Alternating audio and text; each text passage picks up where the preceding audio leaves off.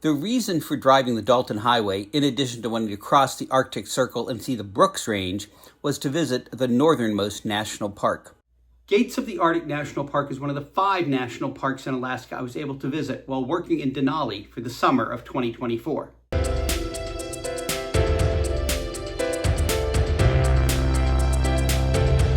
The first stop after Fairbanks was the town of Coldfoot. As the sign says, the town of Coldfoot was founded when some folks on their way to the gold rush of 1899 chickened out and decided not to go any farther north into the Arctic. Coldfoot offers the only accommodations north of the Arctic Circle. Giving it a 1 star would imply that it is 1/5 as nice as the Ritz-Carlton, which it is not. But as the only game in town, or within 250 miles, it could charge whatever it wanted. $249 a night is what I paid. These are photos of the exterior of the hotel. My room had 2 beds, one of which was so soft I sank in it until all I could see left or right was the mattress. The other bed was better. Not great, but better. As the sign warns, the walls were indeed thin, as was the floor, which felt like it might give way under every step. The grab bar in my shower was held to the wall with duct tape, which made me wonder how well it would support me if I actually grabbed it. As the only game in town, it has a truck stop, a campground, and a place for helicopters to land. It has the only gas station for hundreds of miles, so I bought enough gas to get me back to Fairbanks, but I didn't fill the tank.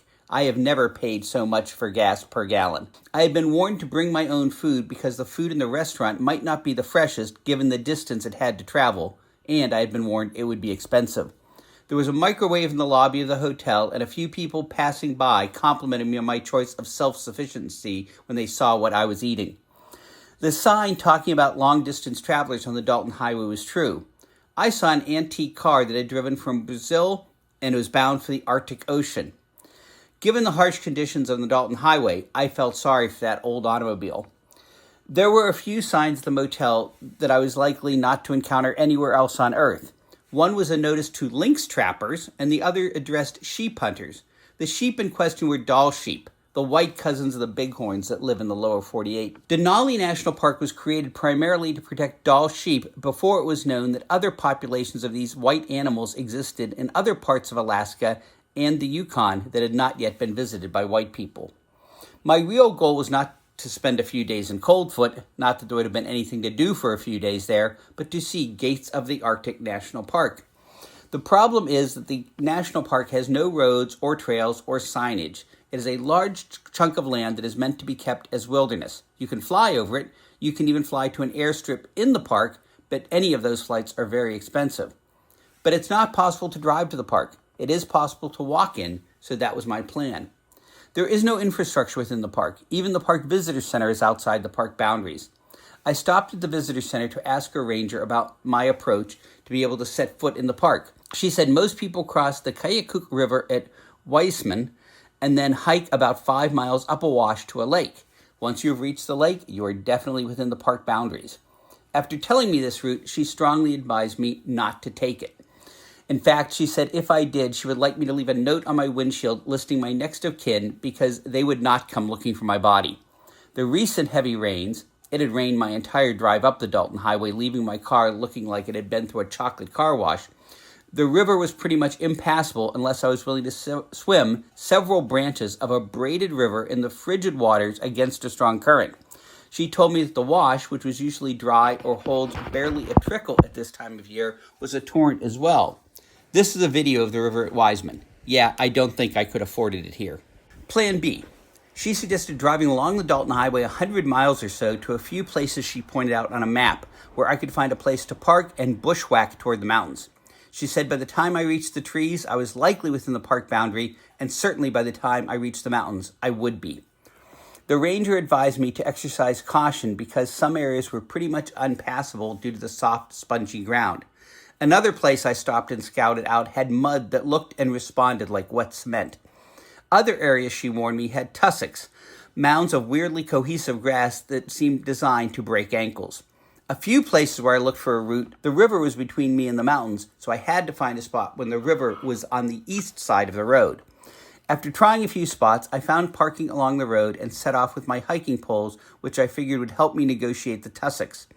The route I chose into the brush would take me under the pipeline. I liked this idea because the pipeline is so visible, it would be impossible for me to get disoriented. Even if I lost sight of the road, the pipeline paralleled the road, so I could just keep walking east from the pipeline till I hit the road and then find my way back to the car from there. I would be doing this bushwhacking alone, so I wanted to do it as safely as possible. In addition to the hiking poles, I had bear spray and water, and I knew I had to make human noises to alert any animals I was coming. Bears and wolves do not choose humans as their prey, but they will defend themselves if they get startled or cornered. This is not good moose terrain, so I had little fear of encountering that large ungulate, which is more of a threat to humans than the predators. A friend with whom I went to grade school and high school saw my post on Facebook about this adventure and said that if he had to pick a classmate who was least likely to be hiking alone in the tundra far north of the Arctic Circle through bear and wolf country, he would have picked me. At the visitor center in Coldfoot, they had a list of the animals visitors had seen, but of course this was a long way from where I was going, so not terribly relevant to what I might see there. I didn't see any wildlife, which is probably a good thing. This feels pretty incredible. Here I am, at least 100 miles north of the Arctic Circle, still with about 200 and some miles to go to get to the Arctic Ocean, which I'm not going to do because the road gets worse, plus you can't actually access the Arctic Ocean from here because it's all private land. The Prudhoe Bay oil fields are up there. But it still feels pretty incredible to be here this far north, farther north than I'll probably ever go again in my life, in the Brooks Range of Alaska, the beautiful mountain range north of here, surrounded by beautiful rivers. I probably just set foot in gates of the Arctic National Park, but it's kind of hard to tell where the boundary is out here in the middle of nowhere, but it still feels good. I made it to the base of the mountains, had my brief visit to Gates of the Arctic, then I drove further north into the Brooks Range. I had read so much about it, and it is the northernmost mountain range on Earth. I didn't want to drive all the way through the mountains because it was over 200 miles to the Arctic Ocean at Prudhoe Bay, and the road goes into the land of the oil companies, so private visitors are not allowed. On the drive back, I stopped at Finger Mountain, one of the few marked touristy things to see with some signage. Although the rest of the scenery is beautiful, there are very few specific items of interest. The drizzle, which had been constant for days, turned into a very real rain while I was visiting the rock formation, so I didn't stay long.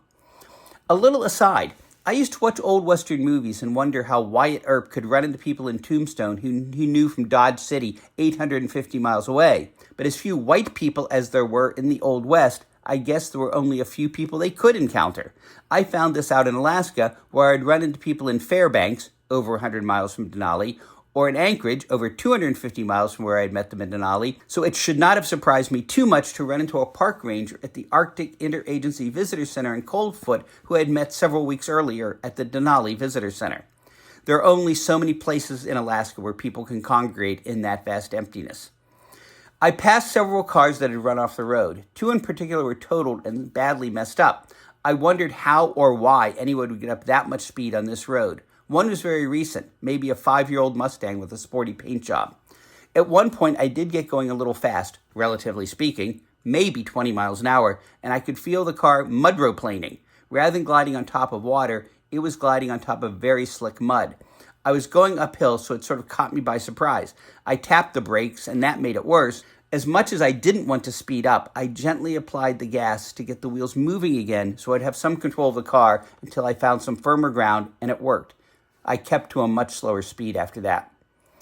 On the drive back south, I saw a man out of his pickup truck looking down an embankment on the other side of the road. I slowed and realized there was a car off the road, the front facing upward towards the road. I again wondered how that car got up so much speed to spin around like that. The car was so obvious I couldn't imagine I had missed it when I had driven that road a few days earlier. The man said he had checked and there was no one in the car.